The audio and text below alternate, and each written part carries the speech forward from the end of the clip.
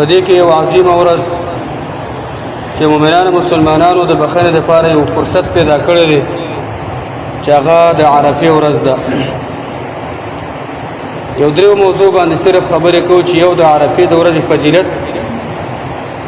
او بل په دغه ورځ باندې کوم اعمال پکار دي، او بل دا چې د عرفې د ورځې روژه د شنبې او د خالي د ورځ سره راشي، نو د هغې یوازې نیول دا څنګه دي. روایت امام مسلم دی، عائشه صدیقه رضی الله عنها رسول الله صلی الله علیه وسلم فرمایلی دي: ما من يوم اكثر من ان يعتق الله في عبدا او امه من النار من يوم عرفه. ومنانو مسلمانانو داسې یو ورځ د کال په ورځو کې نشته چې رب العالمین په هغې کې ډېر زیات یو بنده دغه شانته یا یوه وینځه یوه زنانه مؤمنه دا پکې د هغې کې د اور نه خلاصوي. د عرفې د ورځې نه ما سوا داسې یو ورځ د کال په ورځو کې نشته دی چې الله رب العالمین د یو نارینه او دغه شانته د یو وینځې د مؤمنه مسلمان هغه څټ د اور نه کولاوي. دا داسې یو عظیمه ورځ ده. وانه لیدنو، یقینا الله تعالی دغه شانته په دغه ورځ باندې رانږدې شي د عرفات والاو ته، ثم یباهي بهم الملائکه. الله تعالی د عرفات د غونډۍ په دغه خلکو مؤمنانو مسلمانانو او جسیبانو باندې فخر کوي په ملائکو باندې. فیقول ما اراد هؤلاء، الله دې ملائکو ته وایي دا خلک څه غواړي، دا خلک څه پسې راغلي دي، د دې خلکو اراده څه ده. الله فخر ور باندې کې تاسو ویل انسانان مو پیدا کوئ، دا ګوره دا خلک چې نن هغوی څه غواړي دوی. بل روایت کې راځي د الله پیغمبر فرمایي، طلحة بن عبید الله وی: ما رؤي الشیطان یوما هو فيه اصغر، وینه لیدل کېږي شیطان دغه شانته په هیڅ یو ورځ باندې چې هغه ډېر زیات ورکوټي، ولا ادحر او نه ډېر زیات دشمني کوونکي، ولا احقر او نه ډېر زیات سپک، ولا اغیض منه یوم عرفه او نه ډېر زیات د غصې والا د عرفې د ورځې نه. یعنی د عرفې په ورځ باندې شیطان انتهایی زیات ورکوټي شي، انتهایی زیات دشمني هغه نورم زیاته کړي، هغه انتهایی زیات سپک شي په دغه ورځ باندې، هغه انتهایی زیات غصې په دغه ورځ باندې د عرفې په ورځ باندې. وما ذاك الا لما يرى من تنزيل الرحمه وتجاوز الله من الذنوب العظام. الله پیغمبر فرمایي وجه څه ده؟ وجه دا ده چې په دغه ورځ باندې الله تعالی کوم رحمتونه دنیا ته رالیږلی کېږي،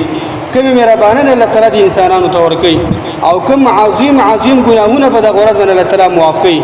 غټ غټ ګناهونه الله تعالی په دغه ورځ باندې معاف کوي. نو شیطان په خپله ډېر زیات غصې،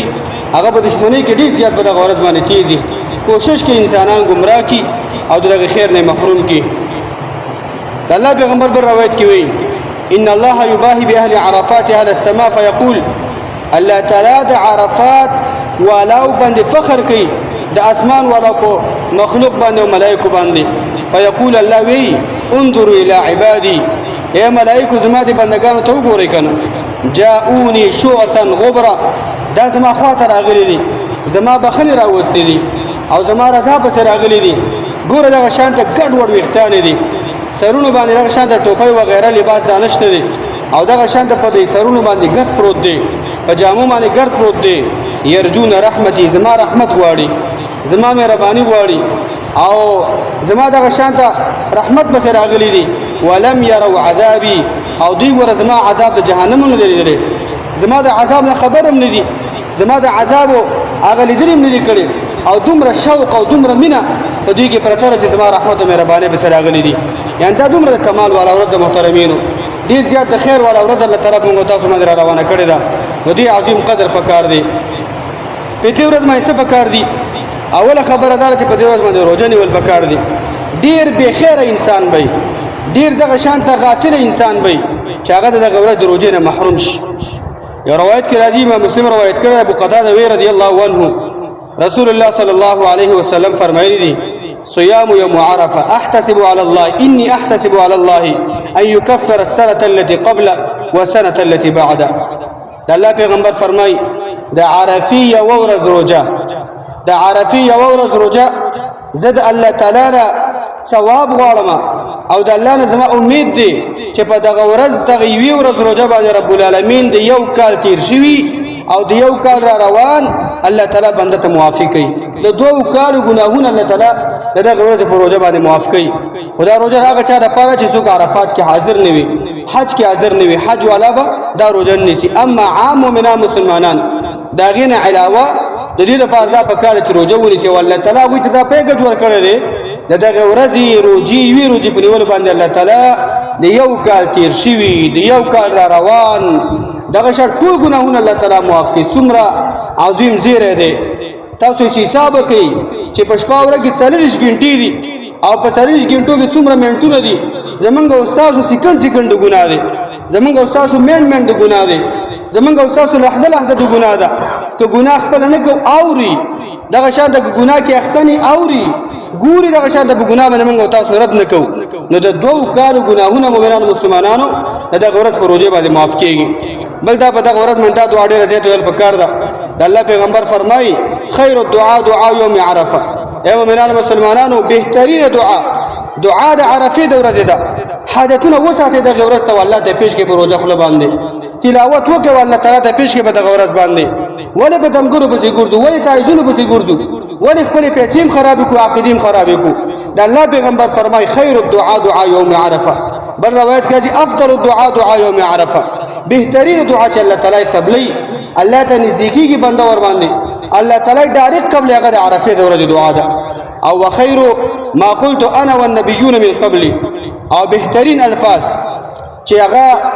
زوی مزماغه هغه پیغمبران چې دا مخکې دی هغه به دغه شان دا ویله لا اله الا الله وحده لا شريك له له الملك وله الحمد وهو على كل شيء قدير دا دعا د عرفه په ورځ باندې ډیر زیات ویل پکار دي سبانه بل سبانه ان شاء الله د خالی په ورځ عرفه ورځ د سعودي د حساب سره د عرفه ورځ هغه د خالی ورځ ده نو دغه شان په دغه ورځ باندې دا دعا ډیره زیات ویل چې لا اله الا الله وحده لا شريك له له الملك وله الحمد وهو على كل شيء قدير اب دغه ورځ باندې دغه شان تلاوت صدقات عامل کی خسته اخلاق څومره چې نیک اعمال کې دي چې په دغه ورځ باندې ډیر زیاتو کا او فوزير ابن عياض بارك راضي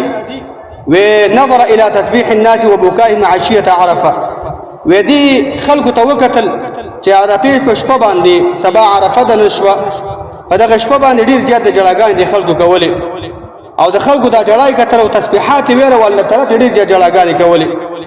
ودي ویره د خلکو ته مثال ورکو ارايتم لو ان هؤلاء صاروا الى رجل فسالوه دانقه اكان يردهم تاسو ما ته خبر راکئ وکچرتا دا خلک دا یو سړی ته ورچو د سړی نه سوال کوي دانق ولګي په عربی کې د درهم شپږم حصے د دانق ولګي کدا خلک لاړ شو د یو سړی نه چې یو مالدار سړی دی او داغینه یو دانق واړي دی یو درهم شپږم حصہ دی واړي آیا دا سړی به داخله دا واپس کول ور به نه کی داخله به دې واپس کی نو دې خلکو ته لا نه دې به نه واپس کی شپږم حصہ درهم شه دی دا خو به تور کی هغه ته به ویل والله زما دې په الله قسمی لل مغفرة عند الله اهون من اجابه رجل لهم بدانق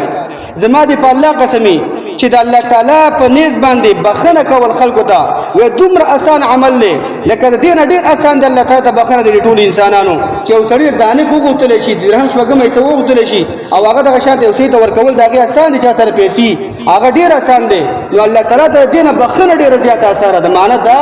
الله نه بخنه وغواړه دا مو چې ډیر ګناګار ما دا مو چې ما به الله معاف کړي ما به الله معاف نه کړي دا مو چې ډیر سپک انسان ما دا مو زما خلک ډیر زیات سپک ده زما ګناهونه خو ډیر زیات اوچتي زب څنګه الله تعالی ته لفظ اوچته کوم ما به څنګه الله تعالی معاف کی زب الله ته څنګه تندې کېدم نه